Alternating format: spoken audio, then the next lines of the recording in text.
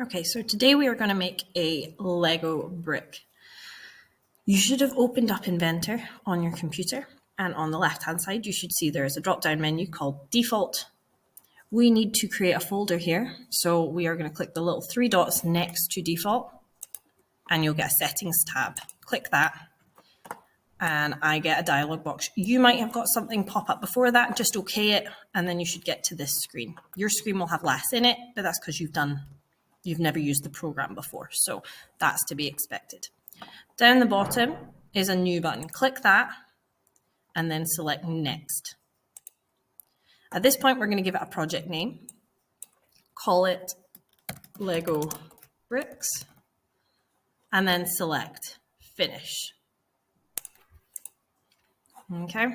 At this point, you should then have Lego Bricks on the left side of your screen over here instead of default.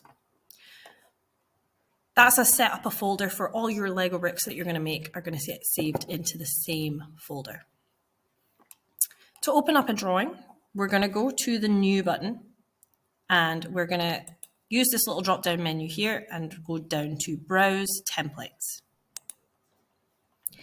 In here, we've got some options for different types of drawings we can create, but the one that we want is not there. On the left-hand side, you should see a little folder called ENUS. Click the little arrow beside the folder and then select the metric folder. This then gives us much more options, and we're looking for this standard millimeters drawing. Select that and then click Create.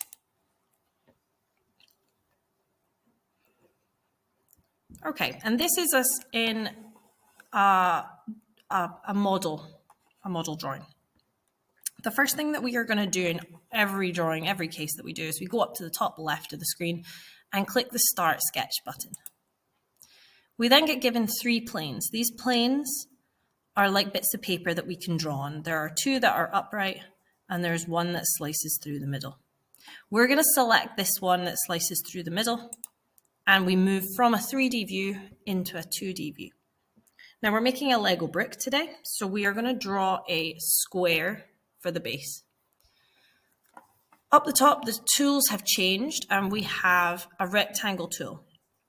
Now, the button is split in two. You've got a picture at the top and you've got the words at the bottom. Select the word rectangle and you get more options.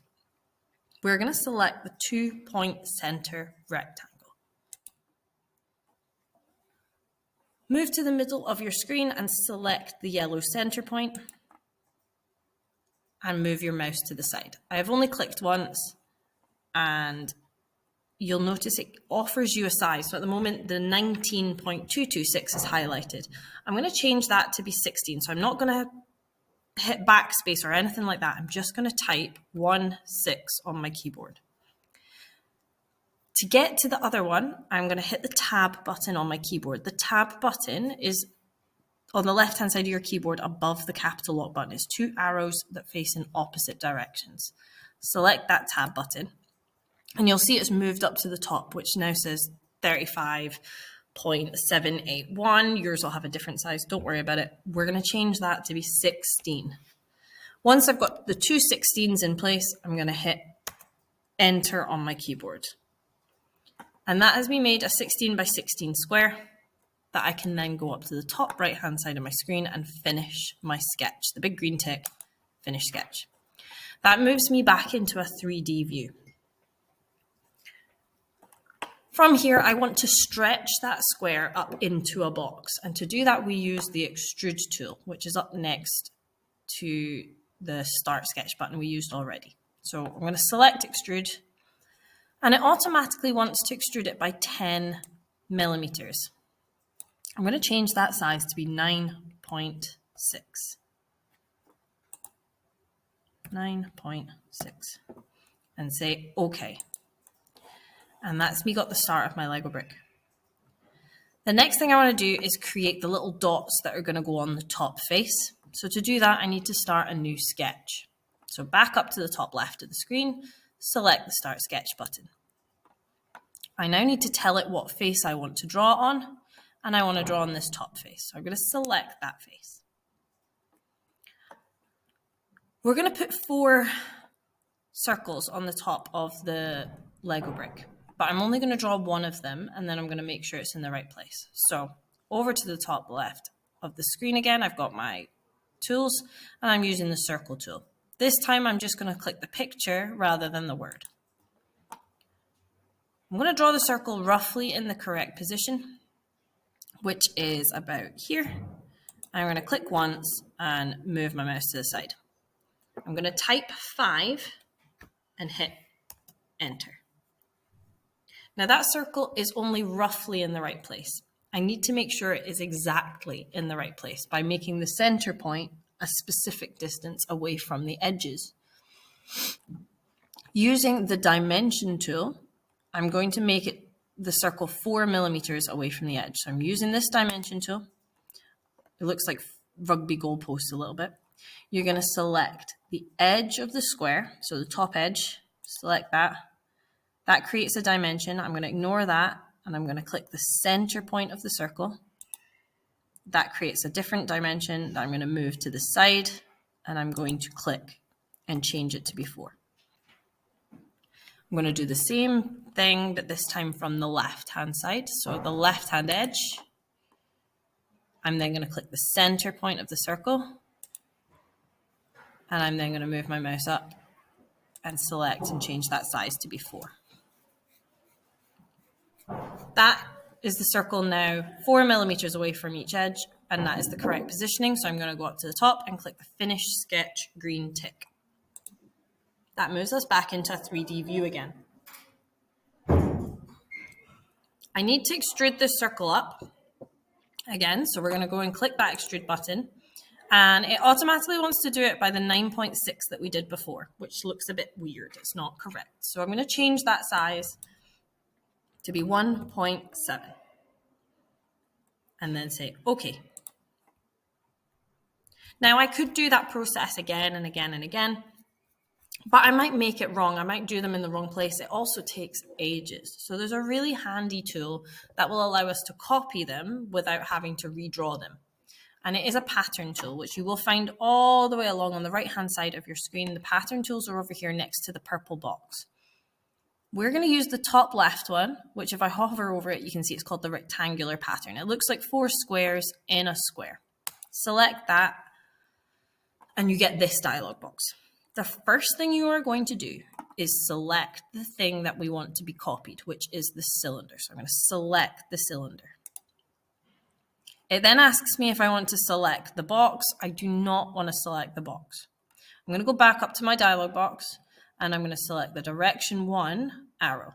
This is me now telling the computer what direction I want that cylinder to get copied. I'm going to click the front left-hand face, and it offers me to copy it over here, which isn't correct. It's not on top. I want it to be over here. So I'm going to flip it so that it goes the correct way. So this is the flip button, like that. Now, if you look at it, it's overlapping the edge, which I don't want it to do. I want it to be back a bit. So I'm going to change the spacing here from 10 millimeters to be 8 millimeters. Now, I could say, okay, but that's only going to make 1 copy, and I want another 2 copies over here. So there is a direction 2 option, which I'm going to use. So I'm going to select the direction 2 arrow, and then I'm going to select the other front face of the block. Now this time it's done it in the correct direction. They're overlapping the edge again, so I need to change that spacing from 10 to be 8. Once I've got the number of dots on the top that I want, I can say, okay. And yay, now we've got something that does actually look like a Lego brick. But if I look at the bottom of the Lego brick by changing the way I'm looking at it, on the top right-hand side of your screen, you've got this navigation cube. I'm going to select the bottom corner, so the very, very bottom corner. That rotates me around so I can see the bottom. And we'll see that it's not hollow. We should be able to click the Lego bricks on top of each other, and at the moment, I can't do that. So I need to do a thing called shell, and shell will hollow out my Lego brick. So if I go up here, you've got hole and then fillet, and next to that is shell. If I select shell, you should see that it has turned hollow. The little red outline shows that my Lego brick is hollow, but I cannot see into it yet, because just because something's hollow doesn't mean you can see inside. To be able to see inside, I need to remove a face, and I want to remove that bottom face. So I'm just going to click on the bottom face to remove it. Now the wall thickness at the moment is set to be 1 millimeter. That's a little bit thin, so I'm just going to make it 1.5. That's a little bit better. I'm happy with that. Okay. And there we go. We got our Lego brick. So the last thing that we can do is we can change the color of our Lego brick.